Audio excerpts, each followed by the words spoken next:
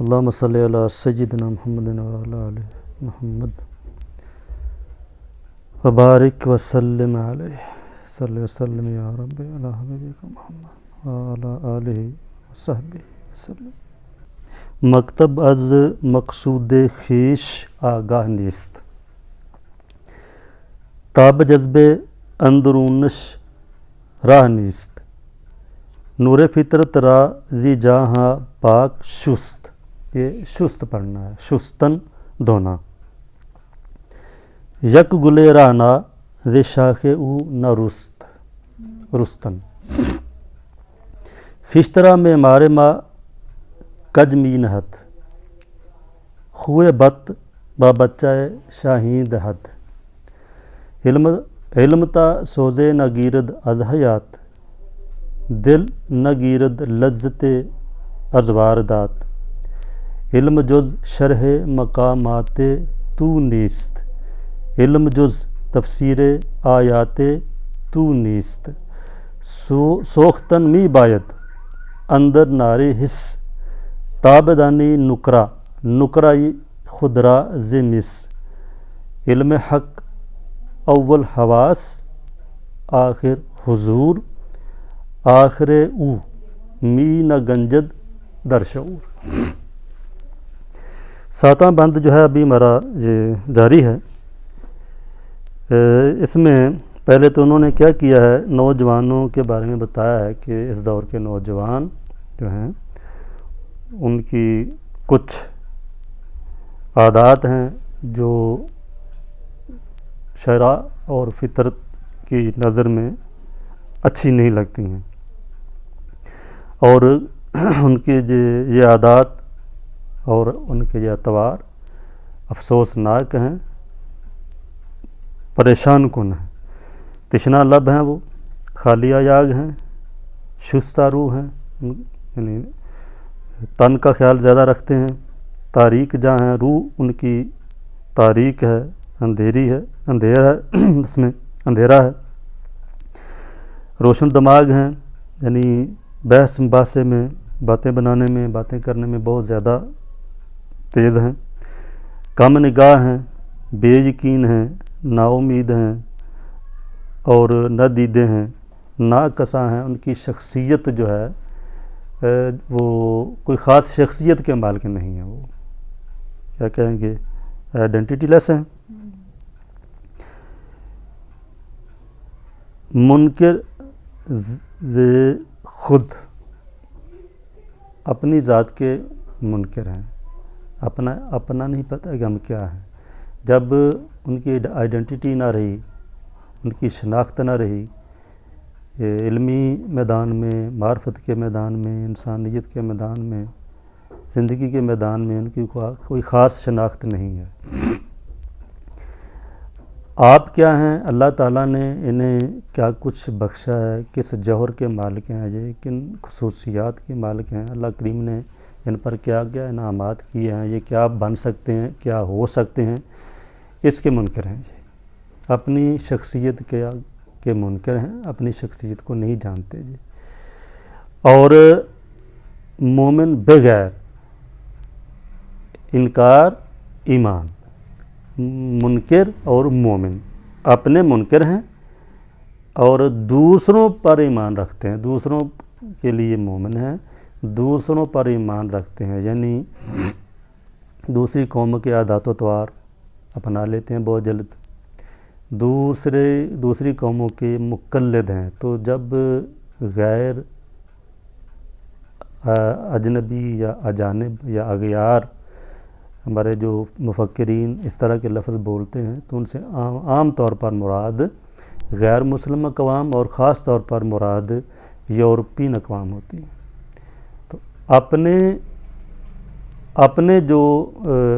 اپنے دین کی جو خصوصیات ہیں، اپنی جو معاشرتی ان کی خصوصیات ہیں، اپنے تہذیب و تمدن کی جو خصوصیات ہیں، انہیں تو یہ مانتے نہیں ہیں.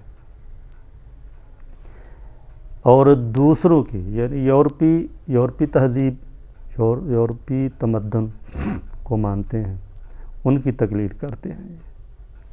اس کی میرا خیال اس دن وضاحت نہیں ہوئی تھی نا اس شعر کی. پہلے والے کی صحیح نہیں. ہاں اس کا تو غیر سے مراد عام طور پر غیر مسلم اقوام اور خاص طور پر خصوصی طور پر یورپین اقوام ہیں. تو اقبال کو یہ گلہ ہے اور ہر مسلمان مفکر کو یہ گلہ ہے, ہر درد دل رکھنے والے کو شخص کو یہ گلہ ہے کہ ہمارے نوجوان اس دور کے خاص کر جو نوجوان ہیں, نئی نسل جو ہے, یہ انہیں اپنے تہذیب و تمدن کا انکار ہے, اپنی معاشرتی اقدار کو تسلیم کرنے کے لیے تیار نہیں ہیں جی. اور یورپی اقوام کی تہذیب, ان کا تمدن اور ان کی جو ہیں اقدار ہیں, انہیں آنکھیں بند کر کے تسلیم کر لیتے ہیں, ان پر ایمان لے آتے ہیں. منکر ز خویش یا منکر ز خود اور مومن بغیر ہیں.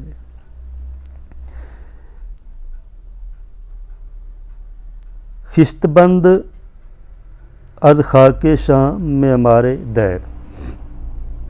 دیر بتخانہ اور خاص طور پر چرچ, کلیسا, چرچ, جو بھی آپ کہہ لیں اسے, کوئی بھی غیر مسلم یا غیر مسلموں کا کوئی بھی عبادت خانہ جیسے کہ ہم کہتے ہیں.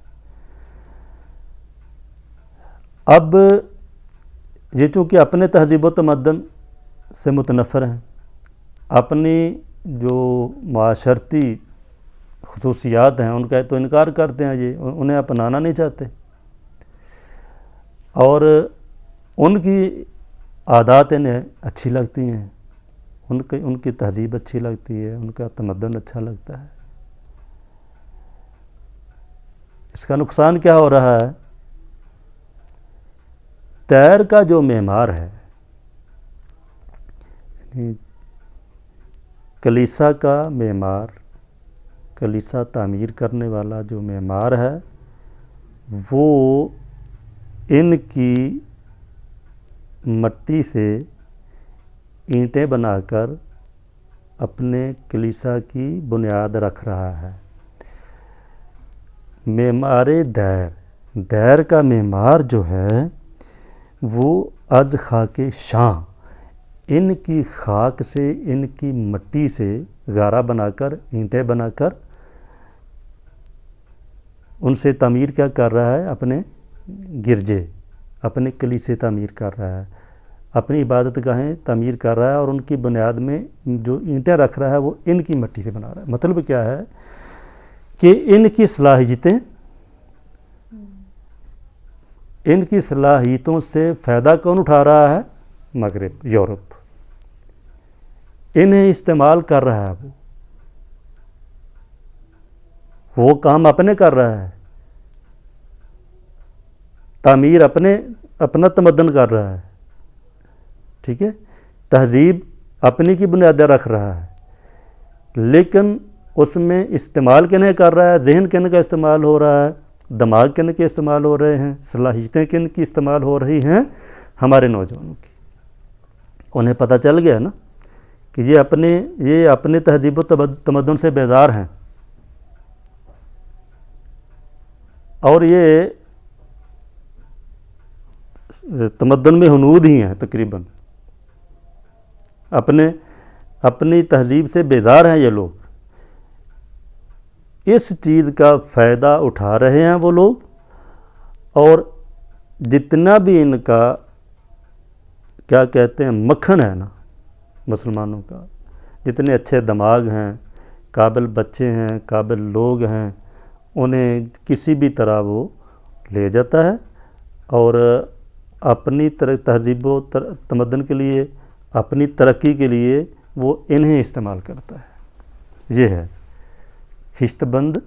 خشت بند کا معنی ہے اینٹ رکھنے والا, اینٹ رکھتا ہے از خاک شاں, ان کی خاک سے, ان کی مٹی سے. معمار دیر کا معمار, دیر کا معمار ان کی مٹی سے اینٹیں بنا کر اپنے کلیسے اپنے گرجے تعمیر کر رہا ہے. یہ اب ہم اگر نہ بھی کہیں کہ وہ کلیسے تعمیر کر رہا ہے یا گرجے تعمیر کر رہا ہے پھر بھی کوئی مطلب، یعنی معمار دائر سے مراد استعمال مطلق، یعنی جتنے بھی یورپی ذہن ہے، یورپی دماغ ہے، وہ انہیں استعمال کر رہا ہے. نور فطرت راد جہاں پاک شست، یک گلے راہ ناد شاک او نرست. اچھا، مکتب از مقصود خیش آگاہ نیست. مکتب استعمال ہوتا ہے ہمارے ہاں اقبال کی شاعری میں عام طور پر کالج کے لیے بھی، مدرسے کے لیے بھی، یعنی دینی مدرسے کے لیے بھی، اسکول کے لیے بھی. اسی طرح وہ مدرسے کو بھی عام طور پر کالج کے لیے بھی استعمال کرتے ہیں اور دینی مدرسے کے لیے بھی استعمال کرتے ہیں. مکتب جو ہے ہمارا جو اسکول ہے، از مقصود خیش آگاہ نیست، ہمارا تعلیمی ادارہ اپنے مقصود سے آگاہ نہیں ہے. ہمارا کالج، ہماری یونیورسٹی، ہمارا اسکول، ہمارا مدرسہ اپنے مقصد سے آگاہ نہیں ہے. انہیں نہیں پتہ ہے کہ ہم یہ مدرسہ کیوں چلا رہے ہیں، ہم کالج کیوں چلا رہے ہیں، یونیورسٹی ہم کیوں چلا رہے ہیں. اپنے مقصد سے وہ آگاہ نہیں ہے. یہی وجہ ہے کہ تاب جذب اندرون شرح نیست. جذب کا معنی کھچاؤ، کھینچنا، جذب کرنا. اندرونش، اندرون باطن، اندر والا حصہ. شین کی یہ ضمیر ہے، اس سے مراد وہ نوجوان طالب علم. مکتب چونکہ اپنے مقصد سے آگاہ نہیں ہے، مکتب کو چونکہ پتہ نہیں کہ ہم یہ کام تعلیم کا مقصد کیا ہونا چاہیے. یہی وجہ ہے کہ اسے نہیں پتہ کہ میرے اس دور کے طالب علم کے اندر کیا چل رہا ہے، اس کے جذبات کیا ہیں. جذبات طالب علم کے جذبات کیا ہیں، طالب علم ہم سے کیا چاہتا ہے. اس دور کے جو نئی نسل ہے ان کے جذبات کو سنوارنا کیسے ہے، نکھارنا کیسے ہے، اس سے بے علم ہے وہ. یہی وجہ ہے کہ وہ راہ نہیں پاتا، اسے ایسا رستہ نہیں ملتا جس سے وہ طالب علم کے اندرونی جذبات تک پہنچ سکے، رسائی حاصل کر سکے اور پہچان سکے، جان سکے کہ اس دور کے نوجوان کے جذبات کیا ہیں اور نوجوان کے جذبات کو سنوارنا کیسے، ہم نے راہ پر کیسے لگانا ہے. ٹھیک ہو گیا. اب ظاہر ہے اب تعلیم سے مقصد اگر نوجوانوں کی تربیت ہو، تعلیم سے مقصد اگر قوم ہو، قوم کی تربیت ہو، تو پھر تو انہیں پتہ چل جائے نا کہ اس دور کے تقاضے کیا ہیں، نوجوان کو ہم نے کیسے پڑھانا ہے، کیسے سنوارنا ہے، اس کی تربیت، ذہنی تربیت ہم نے کیسے کرنی ہے، پھر تو پتہ چل جائے گا نا. لیکن اصل جو مقصد ہے تعلیم کا، ہمارے ادارے اس سے بے خبر ہیں. جب اصل مقصد سے بے خبر ہیں تو پھر مقصد ان کے سامنے کون سا ہوگا؟ دنیا ہے. یعنی ہم ادارہ کیوں کھولتے ہیں کہ میں نے دنیا کمانا، کالج کیوں کھولنا ہے کہ دنیا کمانا ہے ہم نے، کہیں ٹیوشن سینٹر ہے، کہیں اکیڈمی ہے، جو جتنی بھی یہ صورتیں ہیں، جتنے بھی یہ ادارے نظر آ رہے ہیں جو بظاہر ایجوکیشن کے ادارے ہیں، تعلیم کے ادارے ہیں، لیکن ان کا مقصد کیا ہے؟ صرف اور صرف پیسہ کمانا ہے. تو ابن عینشا نے کیا خوبصورت اس طرح کا اظہار کیا ہے کہ علم بڑی دولت، وہ کہتے ہیں وہی اردو کی آخری کتاب میں، علم بڑی دولت ہے اس لیے تو بھی علم پڑھ اور دولت کما. بہت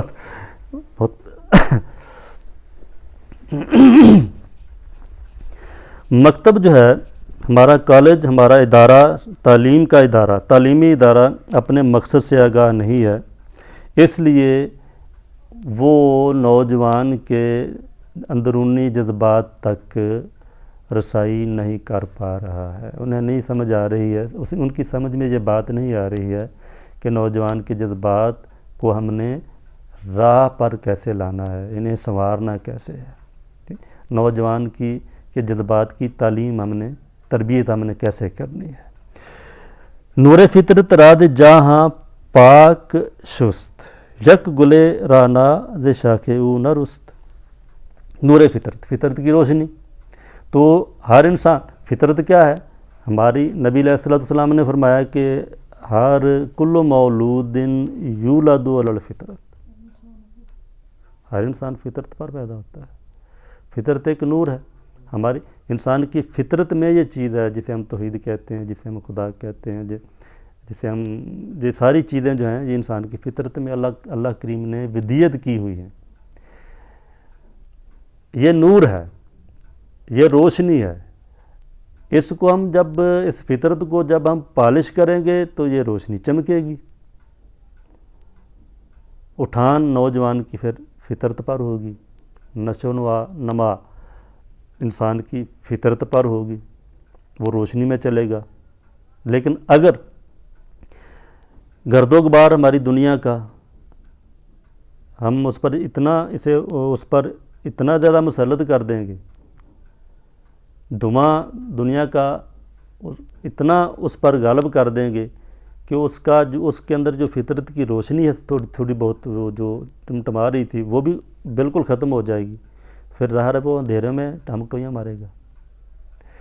مکتب نے کیا کیا ہے کہ اللہ کریم نے اس کی فطرت میں جو نور رکھا تھا، جو روشنی رکھی تھی انسان کی، مکتب نے پوری کوشش کر کے اس کی روح سے، اس کی فطرت سے اس روشنی کو نکال دیا ہے، بجھا دیا ہے۔ نور فطرت کی روشنی کو زے جہاں روحوں سے پاک شست دھو دیا ہے، دھو کر صاف کر دیا ہے۔ شستن مانا دھونا، ٹھیک ہے۔ ہمارے کالج نے، ہماری یونیورسٹی نے، ہمارے تعلیمی اداروں نے نور جو تھا فطرت کا، جو فطرت کی روشنی تھی، اسے اپنی اس تعلیم سے، اپنی اس غلط تربیت سے، اپنے اس غلط مقصد کو پورا کرنے کی وجہ سے انہوں نے کیا کیا ہے کہ اس نور کو، اس روشنی کو دھو کر نکال دیا ہے۔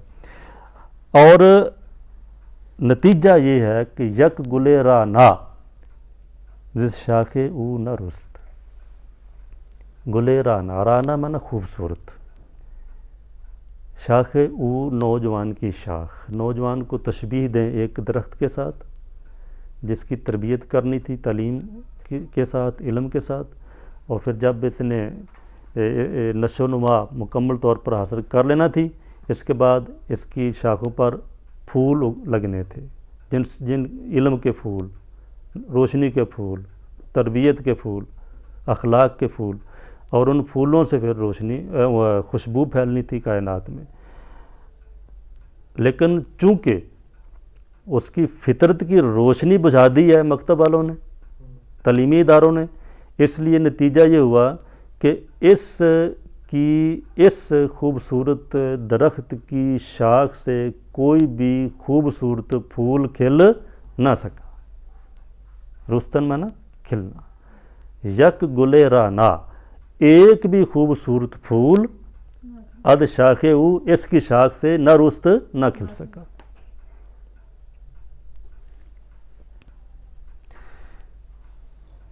خشترا معمار ماں کج می نہد، معمار ماں ہمارے معمار نے، ہمارا معمار، خشت اینٹ، کج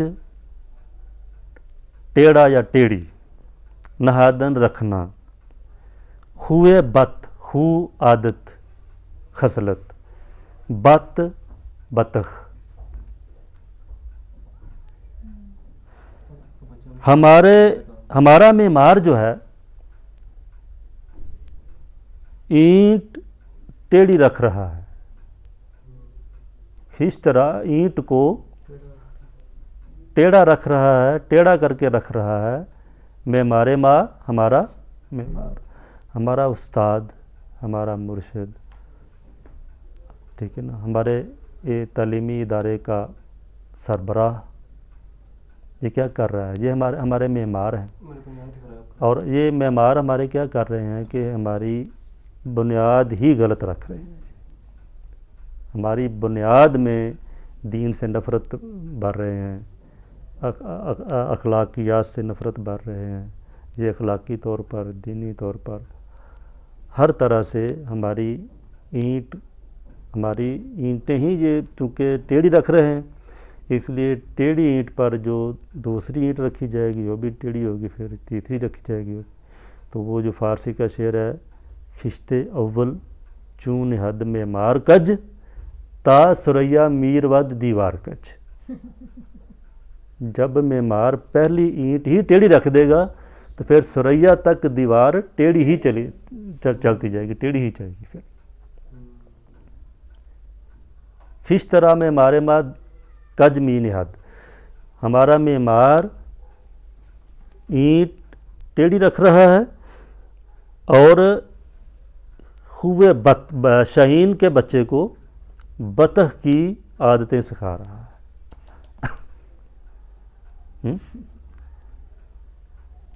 तो बतख का बच्चा क्या करेगा? काएं करेगा, टैं करेगा और पानी की तरफ भागेगा, पानी पिएगा, क्या कहते हैं, गारा खाएगा, मट्टी खाएगा, और उसके अलावा और कुछ भी नहीं कर सकता वो बेचारा। ना उठ सकता है, ना भाग सकता है तेज़ी से। बड़ा होगा तो ज़िबा हो जाएगा, उसके बाद कुछ भी नहीं, ठीक है। तो बच्चे तो शाहीन के थे जी, शाहीन बच्चों को खुदा शिकायत है, मुझे या रब खुदाबंदाने मकतब से सबक शाही बच्चों को दे रहे हैं खाकबाजी का। ये इसका ये तर्जमा हो गया। अब इसकी शरह मज़ीद वज़ाहत करने की ज़रूरत नहीं, ठीक हो गया।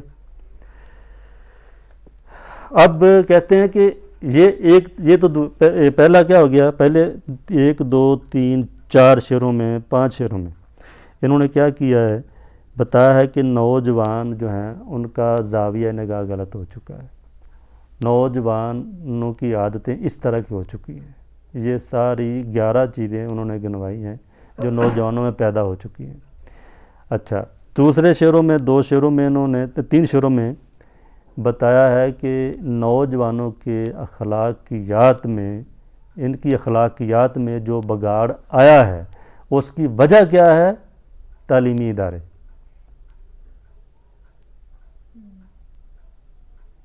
ठीक हो गया। ये अक्सर हुक्मुल कुल कहते हैं फ़ारसी अरबी में, कि जब ज़्यादा ख़राब हो, ज़्यादा चीज़ें ख़राब हो जाएं तो फिर एक आधी उसमें अच्छी भी हो तो उसका वो ना अल कलील व कल मादूम कहते हैं। अरबी में दूसरा मुहावरा ये है कि जो चीज़ छोटी होती है, थोड़ी होती है, वो समझो कि ना होने के बराबर होती है उसके। तो आम तौर पर यही चीज़ है, चूँकि एक फ़ज़ा है, हवा है हमारे यहाँ, कोई वजह बन गई थी, एक कई सदियों तक हम ग़ुलामी में मैंने गुजारे हैं, तो यही वजह है कि निसाब तरतीब देने वाले जो हमारे वही ग़ुलामाना जहन है उनका, उन्हीं मुल्कों से पढ़ कर आते हैं और उन्हीं की तरबियत हासिल करके आते हैं। फिर हमारे इदारों के में मसलत भी वही लोग हो जाते हैं, फिर जो तरतीब देते हैं निसाब। ये तो इस हुकूमत, इस दौर में आकर बहुत ज़्यादा कहानियाँ और बहुत ज़्यादा ऐसी किताबें हैं कि वो निकली हैं जो सदियों से हमारी कॉलेजों में पढ़ाई जा रही थी, जिनका फ़ायदा ही कोई नहीं था। तो अभी भी ऐसे ही है, हमारी तारीख़ें जो हैं वो तारीख़ हमारी है, लिखी किसी न किसी अंग्रेज़ ने होगी और पढ़ हमारे बच्चे रहे होंगे।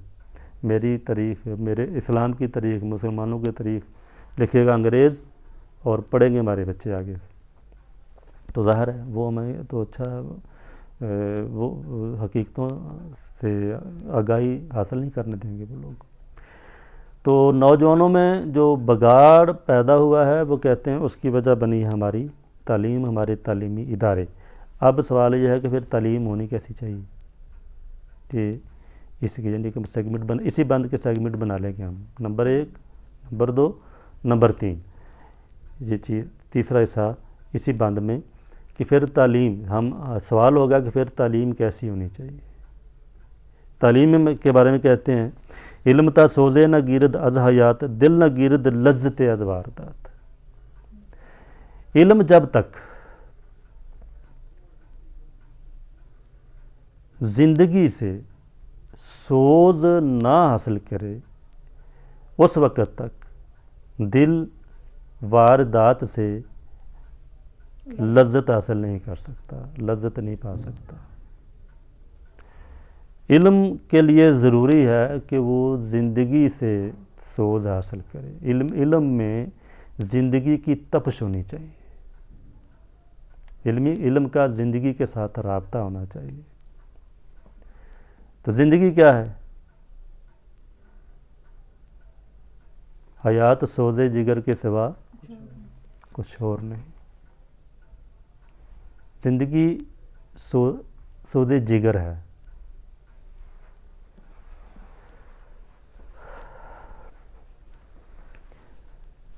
علم جو ہے وہ جب تک زندگی سے سوز حاصل نہ کرے زندگی سے تپش حاصل نہ کرے. یہ لفظی معنی ہے.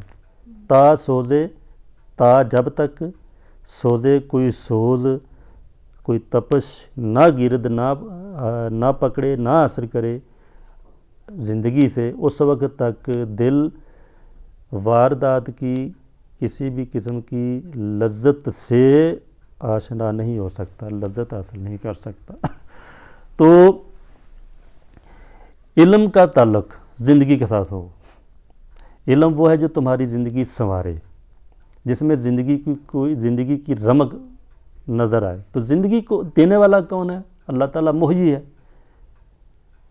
زندگی کے ساتھ، حیات کے ساتھ اس کا تعلق ہو، اس میں زندگی کی تڑپ ہو، زندگی دینے والے کے ساتھ تعلق قائم کر دے. جو علم تمہارا اصل علم کہتے ہیں وہ ہے.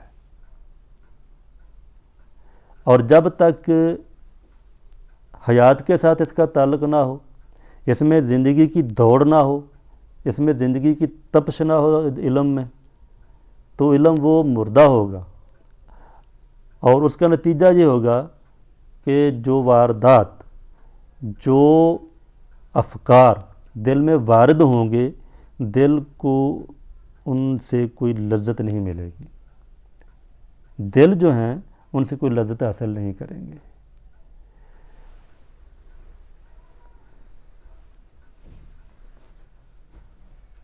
دل نہ گرد لذت از واردات. کوئی بھی واردات، کوئی بھی جو کیا کہتے ہیں ٹیوشن جو آئے گی ہمارے دل میں، کوئی جو نیا ایک آئیڈیا جو آئے گا، وارد ہوگا دل میں، وہ اسے اس کی لذت نہیں آئے گی. کیونکہ وہ سمجھتا نہیں ہے کہ زندگی کیا ہے. اس کو صرف اتنا پتہ ہے کہ زندگی کھانے کا نام ہے، پینے کا نام ہے، سونے کا نام ہے.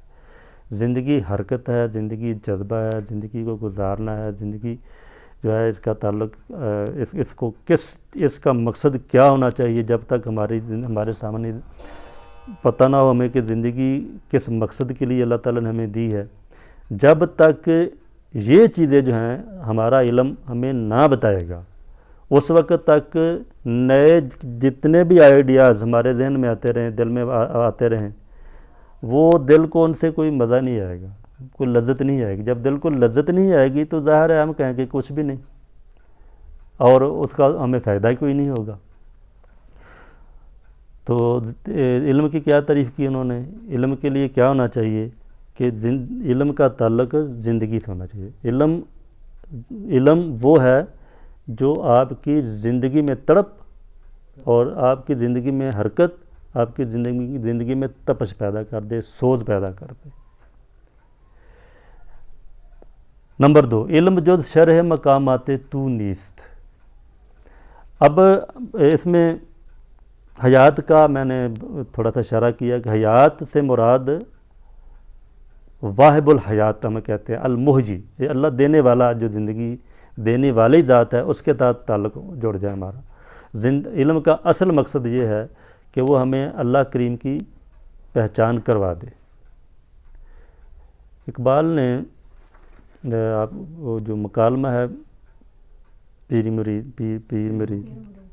مرید بال جبریل میں اس نے پوچھا، غالباً پہلا سوال یہ کیا مرشد گرامی سے کہ جو چشم بینا سے ہے جاری جوے خوں، علم حاضر سے ہے دین زار و زبوں۔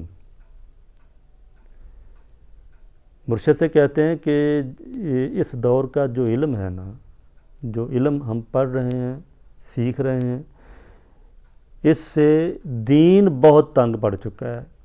یہ دین کے لیے دین اس سے زار و زبوں ہو چکا ہے، دین اس کے ہاتھوں ذلیل ہو چکا ہے، لفظی معنی یہ ہے، ٹھیک ہے نا۔ یہ علم جو ہے یہ دین کے ساتھ دشمنی ہے، ساری دشمنی نبھا رہا ہے۔ اس وجہ سے چشم بینا سے خون کے آنسو بہہ رہے ہیں۔ میں دیکھ رہا ہوں کہ ہمارا جو علم ہے یہ علم دین کے مقابلے میں آ چکا ہے، اور اس علم نے دین کو پست کر کے دکھا دیا ہے۔ یہ بتاتا ہے، یہ باور کرواتا ہے کہ دین کی کوئی حیثیت نہیں ہے۔ یہ لفظ یہ مقصد کہنا چاہتے ہیں، زار و زبوں ہو چکا ہے دین اس علم کے ہاتھوں۔ مطلب یہ ہے کہ اس علم نے پوری کوشش کر کے یہ ذہن بنا دیے ہیں کہ دین کی زندگی میں کوئی بھی اہمیت نہیں ہے، دین اس علم کے ہاتھوں رسوا ہو رہا ہے۔ آپ سمجھ آ گئی؟ اور اس وجہ سے میری آنکھوں سے پانی کے نہیں بلکہ خون کے آنسو جاری ہیں کہ ایسا کیوں ہو رہا ہے، کہ یہ کیسا علم ہے جو ہمیں دین سے دور کر رہا ہے، ہمیں دین سے بیزار کرنے پر ہونے پر آمادہ کر رہا ہے۔ تو مرشد نے کیا جواب دیا؟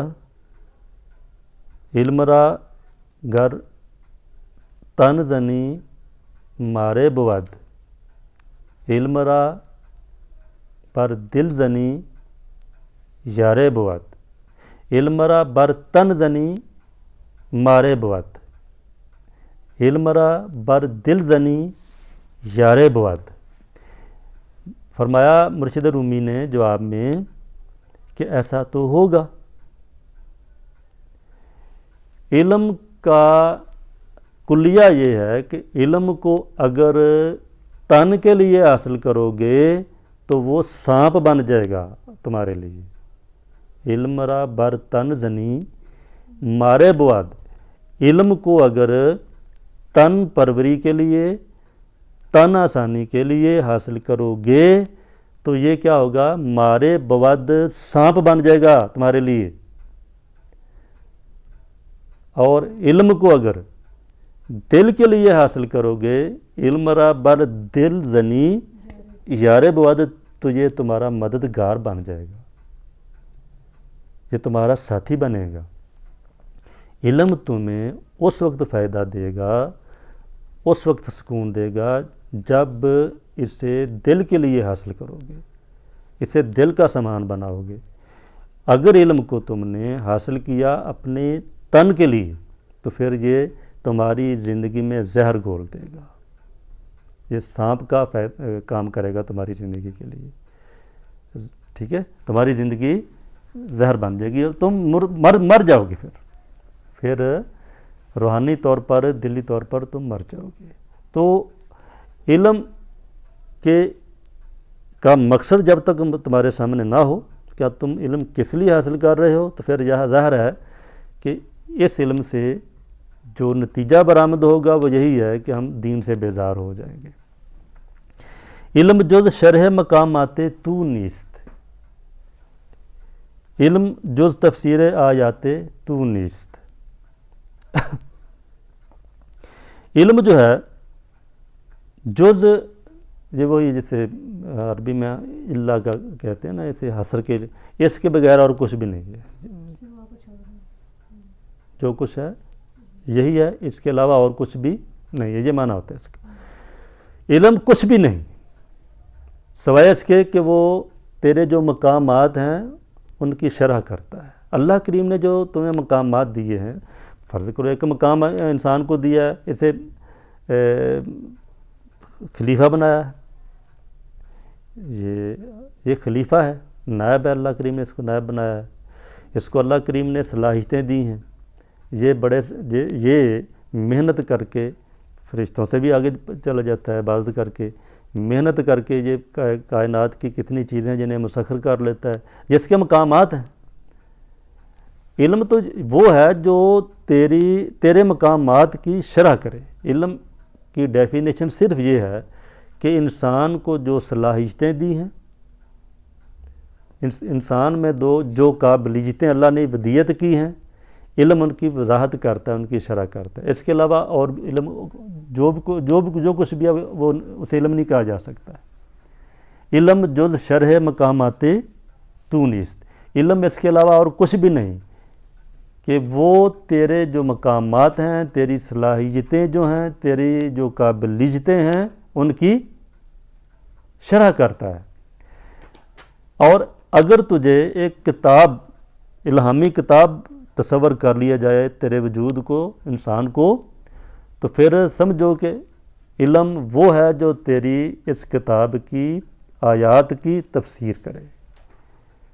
فرض کریں آپ انسان ایک کتاب ہے اور اس کے جتنے بھی بند ہیں، جو کلمات ہیں، جملے ہیں، انہیں آیات کہو، اس کی جو وضاحت کرے گا ہم اسے علم کہیں گے۔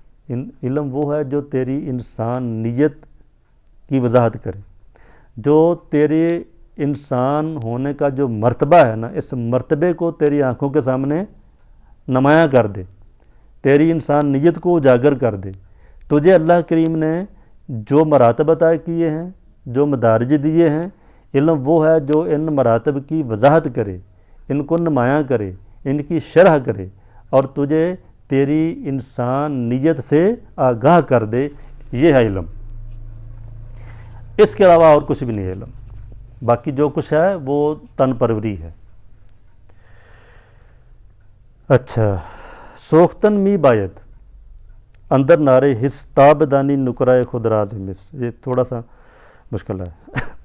سوختن می باید اندر نعرے حس، نعرے حس حواس کی آگ، یہ بھی کہہ سکتے ہیں ہم، اور دوسرا ہم یہ بھی کہہ سکتے ہیں احساسات کی آگ۔ حس حواس، جنہیں ہم حواس خمسہ کہتے ہیں۔ سوختن معنی جلنا، می باید کا معنی ہوتا ہے چاہیے، ایسا ہونا چاہیے۔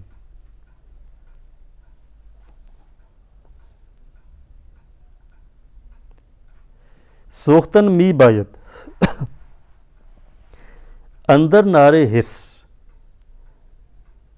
جلنا چاہیے، لفظی منع کر رہا ہوں، جلنا چاہیے احساسات یا حواس کی آگ میں، حواس کی آگ میں جلنا چاہیے، یہ ایک معنی ہے۔ دوسرا معنی ہے حواس جو ہیں اس کی آگ میں تپش ہونی چاہیے، وہی ہے معنی، وہی بن گیا۔ سوختن تپش ہونی چاہیے، سوز ہونا چاہیے حواس کی آگ میں، تاکہ تو جان سکے اپنی چاندی کو اپنے تانبے کے مقابلے میں۔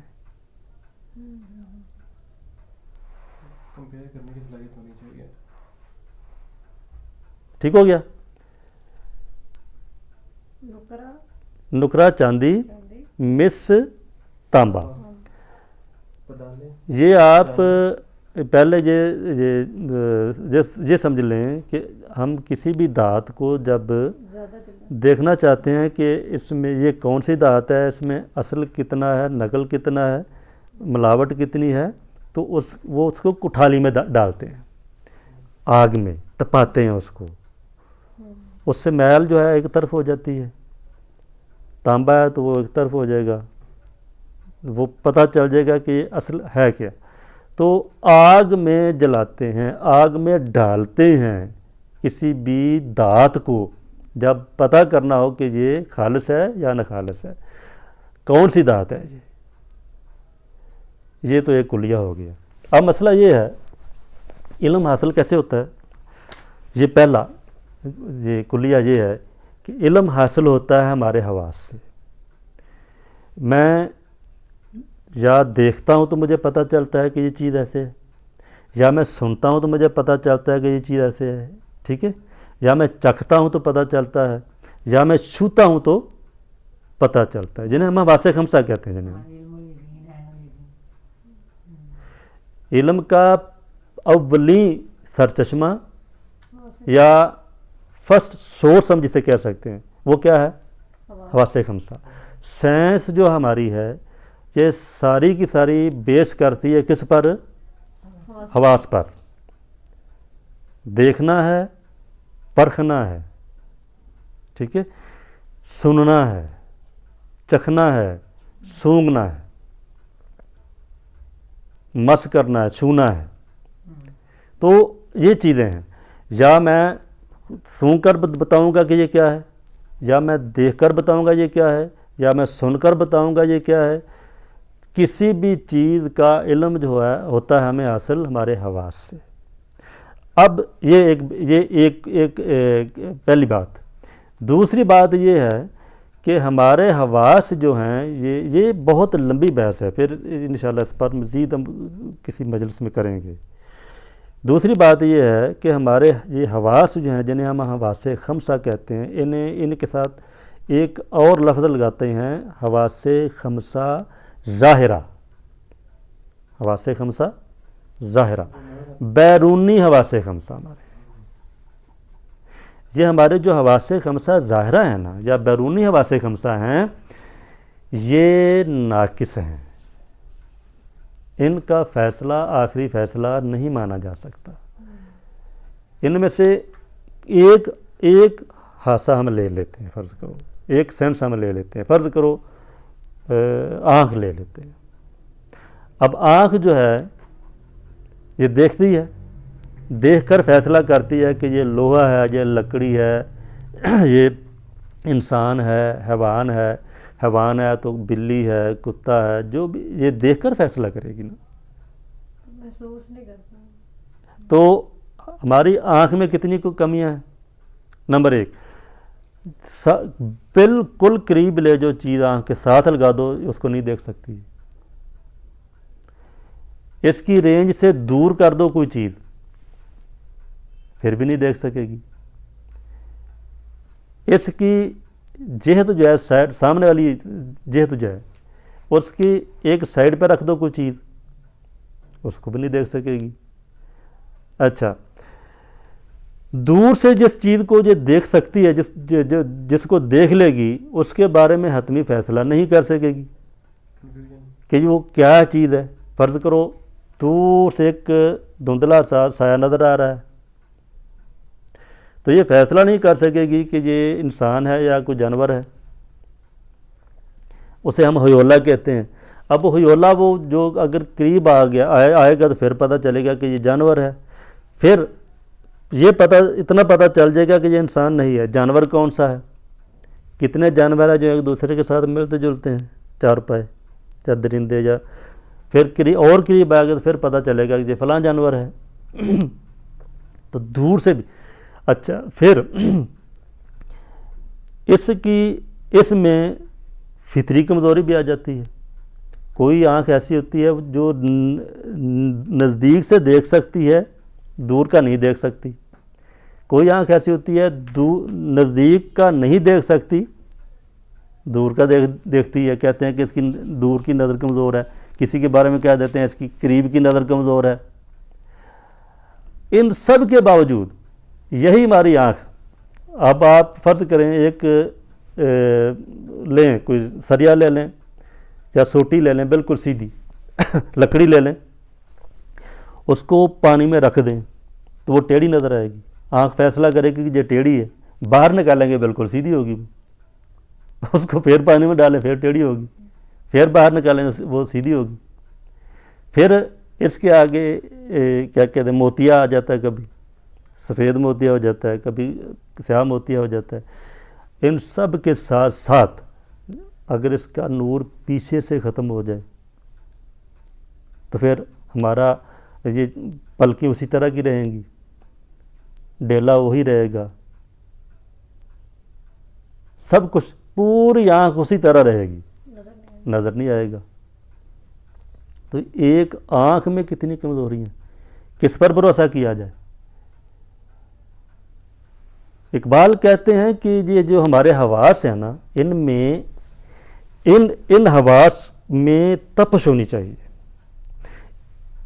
یہ سمجھیں کہ کٹھالی بن جانے چاہیے آپ کے حواس، ان میں صلاحیت ہونی چاہیے۔ تپش کا مطلب یہ ہے کہ ان میں اتنی صلاحیت ہونی چاہیے کہ یہ پہچان سکیں کہ یہ چاندی ہے یا تانبا ہے، یہ اچھا ہے یا برا ہے، یہ انسان ہے یا جانور ہے۔ اچھائی اور برائی، مفید اور مضر، دونوں چیزوں میں فرق کر سکیں۔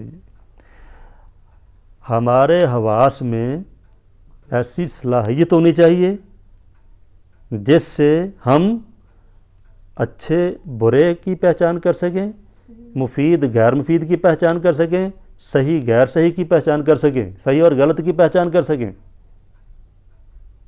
اس میں تو کوئی شک نہیں کہ علم جو پہل آتا ہے حواس سے ہی آتا ہے، حواس خمسہ سے ہی آتا ہے، لیکن کہتے ہیں کہ حواس خمسہ اپنے فطری انداز میں، فطری شیپ میں کمپلیٹ نہیں ہے، یہ مکمل نہیں ہم انہیں کہہ سکتے۔ ان میں تپش ہونی چاہیے، ان میں انہیں اتنا، ان کو کیا کہتے ہیں، ان کی تربیت اتنی زیادہ ہو جانی چاہیے کہ یہ پہچان سکیں، صحیح اور غلط کی پہچان حاصل کر سکیں، سونے اور چاندی کو میں فرق کر سکیں۔ یہ چاندی اور تانبے کا کیا مطلب ہے؟ صحیح اور غلط کی پہچان کر سکیں۔ سوختن بھی باید اندر نارے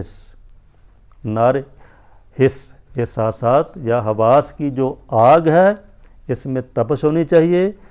ان میں ایک معنی میں نے کیا کہ ان میں جلنا چاہیے ہمیں، دوسرا معنی کیا ہے کہ ان میں تپش ہونی چاہیے، ان میں آگ ہونی چاہیے، تاکہ ان میں جب کوئی ڈال لی جائے تو فوراً پتہ چل جائے، وہ پرکھ لیں، اسے پگھلا کر پرکھ لیں کہ صحیح کیا ہے، غلط کیا ہے، سونا ہے یا چاندی ہے یا تانبا ہے۔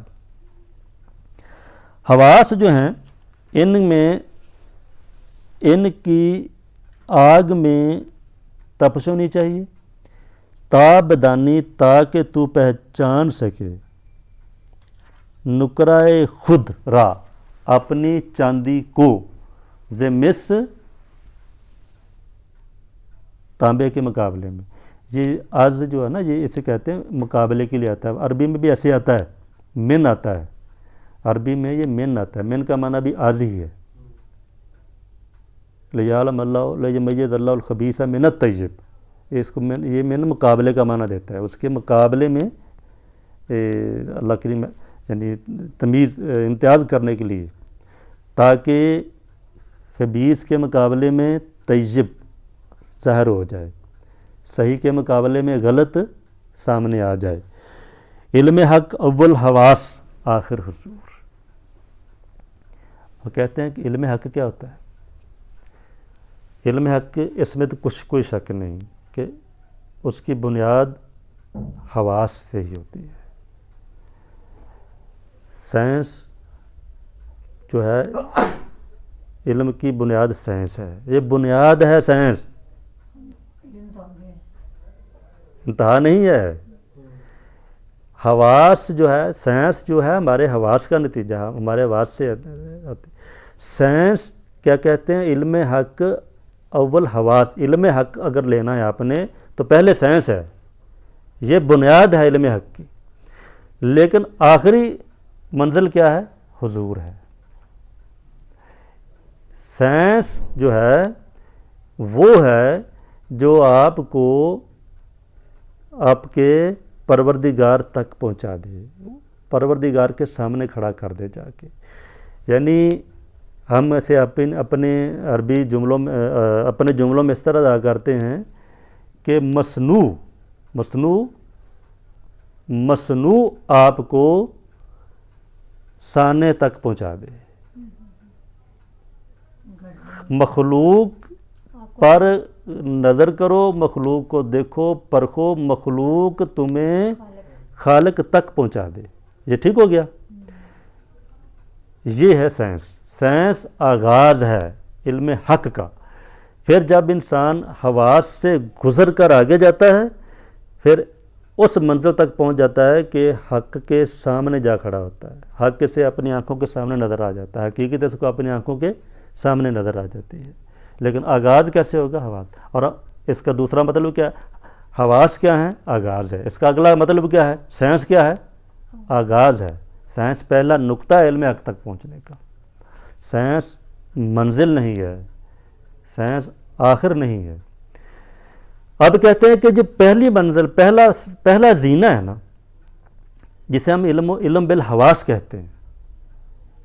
علم حق اول حواس. علم بالحواس جسے ہم کہتے ہیں، جو پہلا زینہ ہے، یہ محسوس ہوتا ہے. ہم جانتے ہیں اسے کہ یہ کیسا کرنا ہے، کیسے دیکھنا ہے. یہ علم حق پہلا زینہ تو ہے حواس. اس کا آخری حصہ وہ حضور ہے. آخر او در نہ گنجد می نہ گنجد در شو.